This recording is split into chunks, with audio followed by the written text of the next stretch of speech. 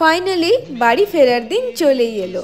আজকে মা আর বাবা চেন্নাই থেকে কলকাতা ফিরে যাচ্ছে। ফ্লাইট আছে সকাল 10টা নাগাদ। তো আমরা হোটেল থেকে 7টার দিকে বেরিয়ে গিয়েছিলাম।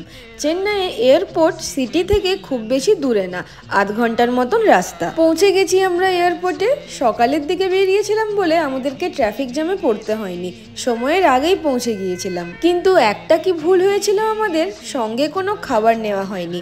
ইভেন বিস্কিটের প্যাকেটগুলোও হোটেলে রয়ে গিয়েছিল। আর এদিকে মায়েরও ওষুধ খাওয়াচ্ছিল, তাই আমি দুটো কুকিজ কিনলাম, দিয়ে মাকে দিয়ে এলাম। তো এবার বাই বাই বলার টাইম। মা আর বাবা এন্টার করছে আর আমরা বাইরে দাঁড়িয়েই ছিলাম। মনে তো একটা ভয় ছিলই যে এত বড় অপারেশনের পর ফ্লাইটে উঠে মায়ের যাতে কোনো অসুবিধে না হয়। মায়ের একটু অসুবিধে হয়েছিল কিন্তু ম্যানেজেবল ছিল। আর এরপরে আমরাও ফিরে আসি। So that's it for today. If you like this mini blog, please subscribe my channel. Thank you, by.